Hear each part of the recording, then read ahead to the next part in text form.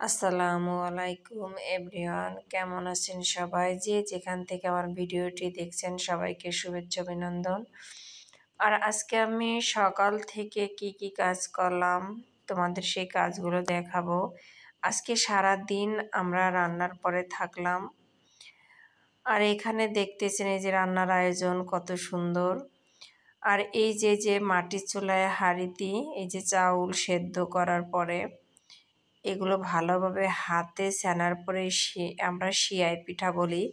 আর এই যে আমরা সিয়াই পিঠাগুলো এই কাঠের মেশিন দিয়ে আমি তৈরি করতেছি। এই যে হাত দিয়ে চেপে দিতেছি।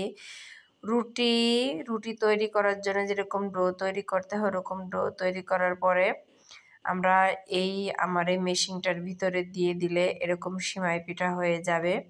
আমরা সিয়াই পিঠা বলি, অনেকে বলে সিমাই পিঠা, লুডুসির মতন এগুলো। তো এগুলো এখন আবার সেদ্ধ করার পরে এটা মুরগির গোশত দিয়ে খেলে অনেক মজা লাগে। আর আজকে আমরা এই খাবার খাবো বিদায় এত প্রকারের আয়োজন করা হচ্ছে। আর আমরা 3 বোন মিলে প্রায় 20 জনের আয়োজন করা হলো রান্নাবান্নার। আজকে খুব ভালো লাগতেছে, এই জন্য আজকে একটু ভালো মন্দ খাওয়ার প্রয়োজন লাগবে আমাদের। আর এই যে তোমাদের দেখাইতেছি যে এইটা কত সুন্দরভাবে তৈরি করে। এটা অনেক দেশে আছে, চলিত নেই, কিন্তু আমাদের দেশে এটা খুবই প্রচলিত আছে।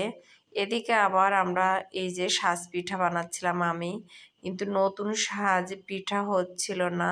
তারপরে যেগুলো হচ্ছিল এইগুলো আমি এই যে শুধু রসের ভিতর ভিজায় রাখছিলাম। ছোট কাঁচি দিয়ে আমি এগুলো তুলছিলাম, কারণ এগুলো খুন্তি দিয়েও তোলা যায়। আর এই রসের ভিতর দুধ দেব না, শুধু নারকেল আর গরম মশলা, তেজপাতা এগুলো দিয়েই খাবো। কারণ রসের সময় আমরা দুধ দিই না, শুধু রস দিয়েই ভিজাবো। রস এত মিষ্টি। আর যখন রস থাকবে না তখন আমরা এগুলো তৈরি করব দুধ দিয়ে, চিনি দিয়ে। আর এখন তৈরি করতেছি এগুলো শুধু রস দিয়ে। আর এদিকে আমি পিঠা বানানো শেষ। অনেক রান্নাবান্নার আয়োজন করার পরে লাস্টে আমি পিঠা বানাতেছি। আপনাদেরকে আমি দেখাবো যে কি রান্নার আয়োজন করছি। আর এই সাজ পিঠা আমরা অনেক এখানে কয় চোখ দিয়ে বানাচ্ছি, আমরা 5 চোখ 6 চোখ এরকম আছে। আর এইদিকে পিঠাগুলো দেখো সেদ্ধ করে নামানো হয়ে গেছে। নামানোর পরে এখন পরিবেশনের পালা।